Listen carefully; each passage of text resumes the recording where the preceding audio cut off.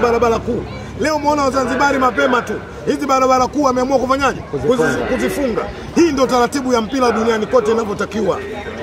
Kuna watu wanaweza kuona ajabu na kuna watu wanaweza kushangaa katika hili. Lakini unapokwenda katika michuano ya AFCON, barabara kuu ambazo ziko karibu katika uwanja ambazo lazima zifungwe. Moja, kuweka watu katika utaratibu nzuri wa kuingia, lakini pili, kusimama katika nini? Katika amani. Kwa niwapongeze sana waandaaji, lakini niwaombe sana wana Simba ambao waliokuwa maeneo ya karibu hapa waje New Amani kuja kusupport timu yetu, inshallah kwa Mwenyezi Mungu. Mimi na imani leo tutapata matokeo. Kwa maana hiyo Zanzibari wameupiga mwingi sana na upande wa pili huko, kwa maana Tanzania bara waje hapa kuulizia utaratibu na kujifunza. Yes, lazima tuje kujifunza katika hiki ambacho wamechokifanya leo. Mimi kwangu imekuwa surprise kubwa. Nawapongeza sana katika hili.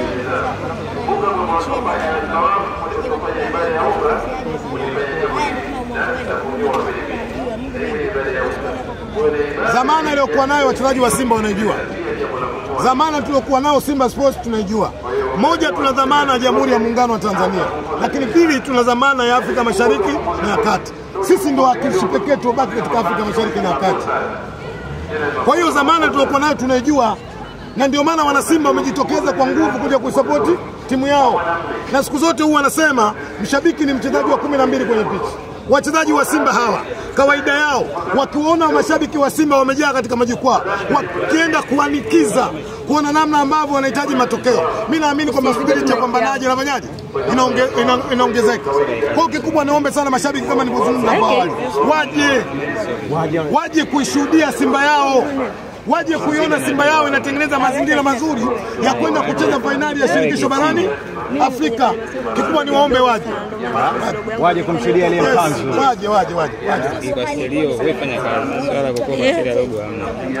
Mechi itakuwa rahisi, mechi itakuwa ngumu, mechi itakuwa na ushindani. Huwezi kwenda kuizungumzia nusu fainali mechi ikawa nini? Ikawa nyepesi. Tunaheshimu sana Stellenbosch. Kuna baadhi ya waandishi hawatumii maneno yao vizuri kwenda kuizungumzia usahihi wa hii game. Watu wanakwenda kuizungumzia kama timu nyepesi Stellenbosch. Sina nilikwenda kuzungumzia timu ngumu. Siku zote huwa anasema, nitaendelea kusema, Stellenbosch hakupigiwa kula kufika hapa alikofika. Maana yake amepambana. Sisi tunawaheshimu, lakini tutakuja tutawafunga. Wametaka tutawafunga, hawakutaka tutawafunga. Jua litoke tutawafunga, mvua inyeshe tutawafunga. Kufungwa New Amani Zanzibar Stellenbosch ni lazima. Kisugu, unajivunia wachezaji wako Kisugu, ila kuna baadhi ya wadau wa mpira ama wachambuzi watu wa mpira ni kama wanaandamana hivi ama kuwashusha wachezaji wa Simba. Wapo baadhi na pia wanaita hadi wachezaji takataka wapo taratibu hivi. Ili labda kama mwana Simba unalizungumziaje? Hili jambo niliwahi kulizungumza na nilitofautisha sana kati ya wachambuzi na wasimulizi wa mechi. Hata mimi nimemsikia yuko mtu anajiita mchambuzi amemuita Kibu takataka. Yako majibu sisi tunatamani kuyajibu, lakini inshallah baada ya hii mechi mimi nitawajibu. Na nitawaomba waandishi wa habari, nitaitisha press, na kuna muda mwingine lazima tutaangalia sheria zikoje, kwa sababu unapokwenda kumuita mwanadamu takataka maana yake unakwenda kumdhalilisha. Sisi kama Simba tutaweza kukubali. Sisi kama Simba tutaweza kukaa nyuma. Huwezi kwenda kuwatukana wachezaji wa Simba kwa sababu ya iftari tu. Huwezi kwenda kuwatukana wachezaji wa Simba kwa sababu unapewa 20,000 tu. Mimi nasema na nitaendelea kusema, hatutaweza kukaa kimya kuachia wachezaji wachambuzi ambao wanaamini kwenda kuwadhalilisha wachezaji wa Simba. Ni waombe wachezaji wa Simba, najua imewaumiza. Moja, wasiwajibu katika mdomo, wajibu katika miguu yao juu ya mechi ya leo. Sisi ndo tutajibu kwa mdomo, sisi ndo tutaenda kusema. Sisi tuko kwa ajili ya kuwatetea wao, na wao lazima waishi kwa ajili ya kutetea sisi. Sisi kututetea maana yake wao kwenda kufanya vizuri katika uwanja, na sisi kuwatetea wao kuongea kama hivi na waandishi wa habari kuwajibia kile ambacho watu walichodharau. Wachezaji wa Simba kwanza leo, akina Mohamed Hussein Shabalala wamedhalilishwa, akina Shomari wa Kapombe wameitwa wazee kwenye nchi, na hawa vishatamtaa, hawa semanire. Kuna watu wanaitumia Simba moja ya kipato katika maisha yao ili waweze kuishi. Hatujakataza, lakini sio kwenda kuwadhalilisha wachezaji wetu. Kwamba futari ndio zinawafanya poge haya, kwamba futari na hizo 20,000 unazozungumza zinawafanya kutoka kwenye maadili yao. Wewe uone kwamba anatoka kwenye maadili? Leo kumuita mchezaji takataka sio jambo jema. Unajua, jua nafasi yako, jua mipaka yako. Maana yake wewe kama hujitambui, sisi lazima tukuonyeshe kwamba wewe hujitambui. Tutajibu. tutazungumza, tupeni muda tumalize jambo letu. Lakini pia inawezekana hawa wanatumwa ili mindset za Simba ziondoke kwenye mchezo, tuwajibu wao. Kwanza tutajiri na Stellenbosch. Naona mapema sana. Yes, nashukuru Mwenyezi Mungu wa rehema. Tuko hapa uwanja wa Amani. Mimi nafikiri kila mmoja anajua tunasubiria jambo letu tu kwa muda ambao uliobaki tu. Sasa tunahesabu masaa tu ambapo kwenda kuona namna ambavyo tunakwenda kuanikiza juu ya mechi yetu dhidi ya Stellenbosch. Yes, uzima upo Kisugu, naona kuna bandage ya mkononi. Uzima upo lakini? Uzima upo lakini kubwa, unajua kwamba tunapokwenda katika mechi kama hizi kuna vitu vingi ambavyo tunahitajika kufanya, lakini moja tumekwenda kuwachangia watu wenye mahitaji ya damu. Sisi kama wana Simba leo tumetangaziwa kwamba mtu akipata nafasi anaweza kwenda kuchangia damu. Kwa hiyo mimi nimepata nafasi, nimekwenda kuchangia damu.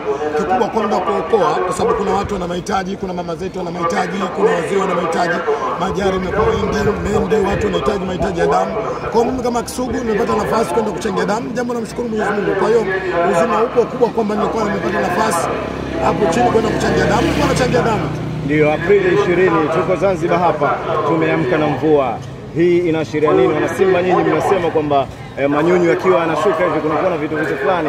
Hii inaashiria nini siku ya leo hapa Amani Zanzibar? Sisi tunaamini mvua ni baraka. Na tunaamini kwamba Mungu ndio yeye mwenyewe ndiye kuchagua kwamba alete jua au alete mvua. Kwa leo Mungu ameamua kuleta mvua Zanzibar asubuhi, kwetu sisi ni baraka. Sababu mvua inaponyesha kuna watu wanafaidika pia kunyesha kwa mvua. Kuna watu Zanzibar hapa wakulima wanahitaji mvua. Kuna watu hapa wanafanya biashara, kuna biashara nyingine zinahitaji mvua. Kwa hiyo mvua kuja ni jambo jema, ni jambo zuri. Mimi nafikiri tumefurahia kwa sababu ni baraka kutoka kwa Mungu. Yes, mmefika Zanzibar, namna ambavyo Wazanzibari wamelipokea jambo. Nyinyi mmetokea upande wa pili. Namna gani ambavyo maandalizi watu walivyo, utaratibu ulivyouona, ni namna gani ambavyo mmeuona? Kwanza ni wapongezi sana Wazanzibari, hususan mashabiki wa Simba. Wameonyesha mahaba kubwa juu ya timu yao kwa namna ambavyo timu ilipofika kwenye mapokezi, lakini hata sisi mashabiki ambao tunatoka bara kwa namna moja ambavyo wanavyotupokea. Hii inaonyesha ile slogan ya Simba nguvu moja ndio hii. Tumekuja Zanzibar kuungana na Wazanzibari wenzetu ili kuhakikisha kwamba tunakwenda kuanikiza, tunapata matokeo mazuri. Kwa hiyo kikubwa lazima niwashukuru sana, niwapongeze sana wana Zanzibar, lakini pia niwaambie wasiishie kutupokea tu. Waje katika uwanja wa Amani kuja kushuhudia Simba Sports anatanguliza mguu mbele wa kwenda fainali ya shirikisho barani Afrika. Mmewapa majukumu haya Wazanzibari? Yes, tumewapa majukumu Wazanzibari, tumewapa majukumu wana Simba. Na mimi sina mashaka na Wazanzibari kwa sababu historia ya Zanzibar najua vizuri vile ninapo Simba alipocheza katika uwanja wa Amani. Lakini pia niwapongeze waandaaji wa mashindano ambao walopewa nafasi ya kuandaa. Kuna kitu ambacho sijaviona bara lakini tumekuja kukiona kwa muda mrefu. Unajua mashindano ya AFCON mimi nilikuwa shuhuda, nimeyashuhudia. Naona mapema sana. Yes, nashukuru Mwenyezi Mungu wa rehema. Tuko hapa uwanja wa Amani. Mimi nafikiri kila mmoja anajua tunasubiria jambo letu tu kwa muda